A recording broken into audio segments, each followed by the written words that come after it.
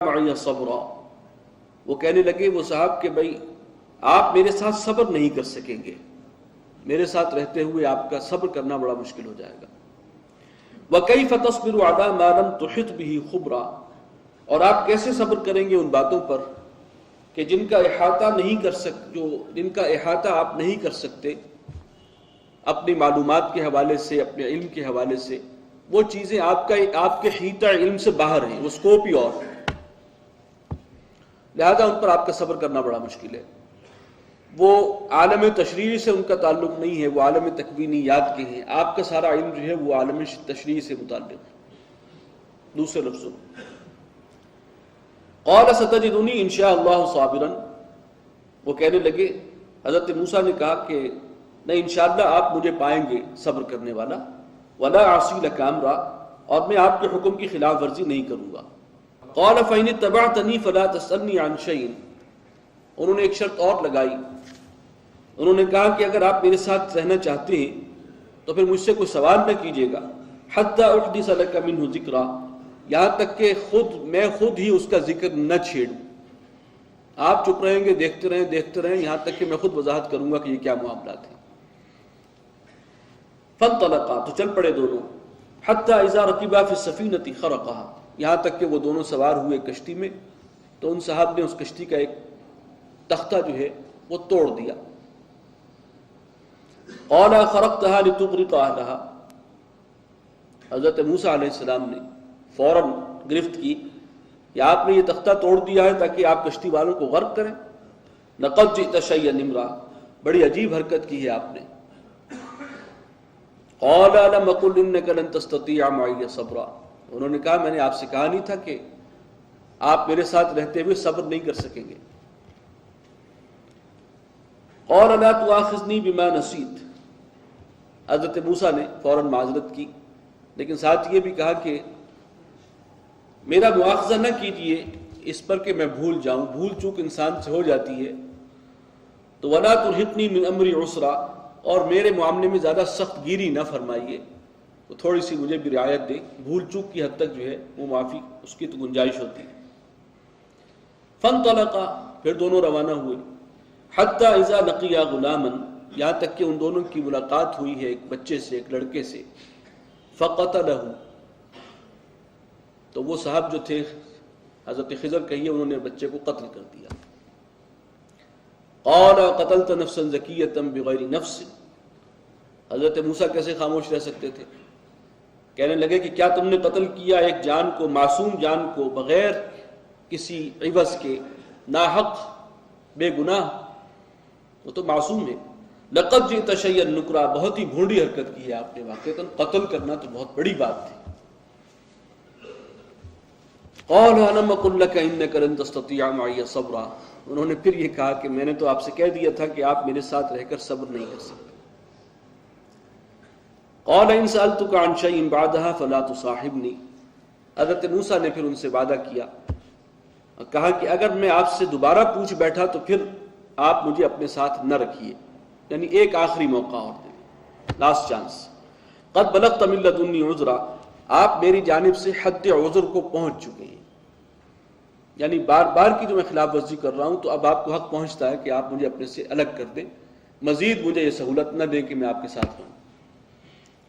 فانطلقا، پھر دوبارہ چل پڑے دونوں، حتی اذا اتیا اہل قریۃ، یہاں تک کہ پہنچے ایک بستی والوں کے پاس۔ استطعما اہلہا، اور انہوں نے کھانا مانگا، کھانا طلب کیا بستی والوں سے۔ فابوا ان یضیفوہما، تو بستی والے بھی کوئی بہت ہی بے مروت قسم کے لوگ تھے، انہوں نے انکار کر دیا ان کی مہمان نوازی سے۔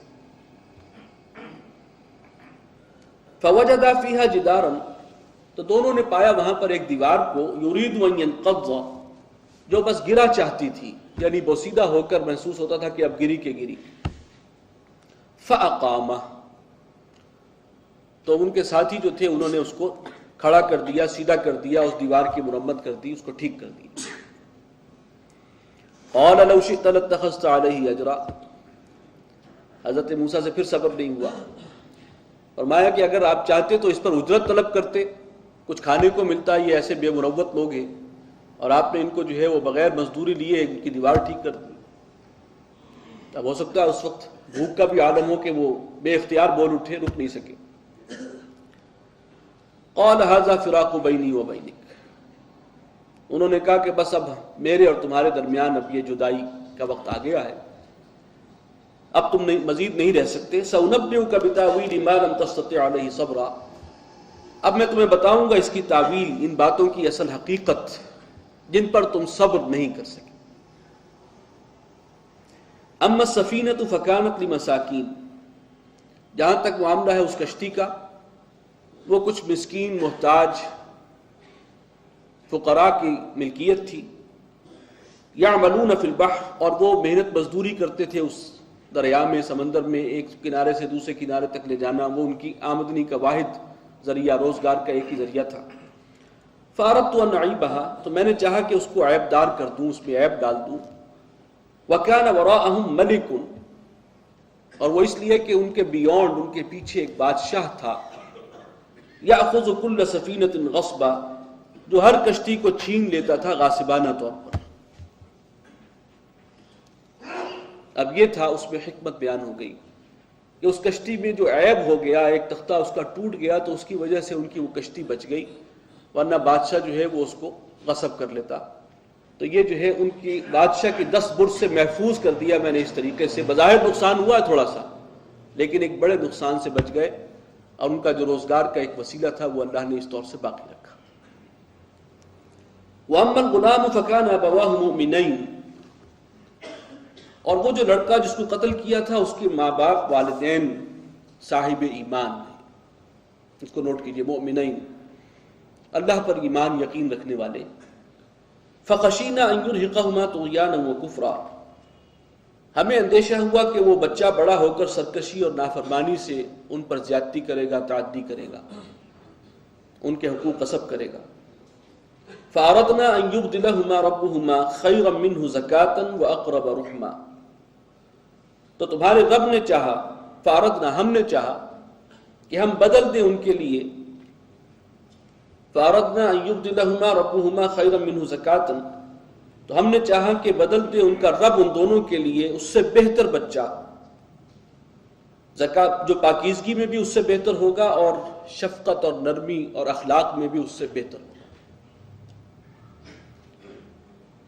وَأَمَّا الْجِدَارُ،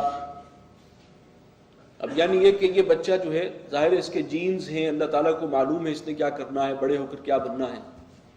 بجائے اس کے کہ یہ سہان روح بنے، اللہ تعالیٰ نے طے کیا کہ اس کی بجائے دوسرا ان کو نعم البدل جسے کہا جاتا ہے وہ عطا فرما دے.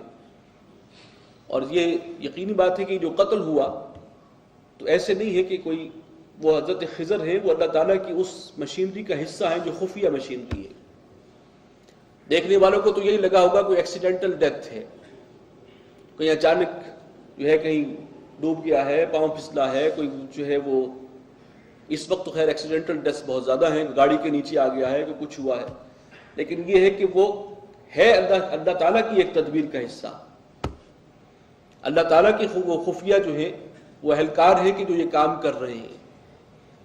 تو انہوں نے قتل کیا ہے، لیکن بظاہر یوں لگے گا کہ اچانک ٹھیک ٹھاک تھا اور ختم ہو گیا.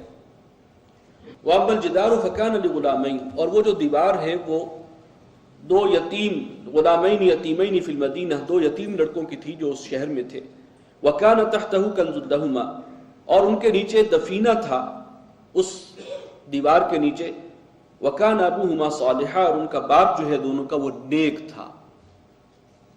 وہ مرتے وقت جو بھی اس کی جمع پونجی تھی، بچے چھوٹے تھے، اس کو ایک دفینے کی شکل میں اس دیوار کے نیچے اس نے دبا دیا، اور ابھی بچے بڑے نہیں ہوئے اور دیوار گرنے کو ہے.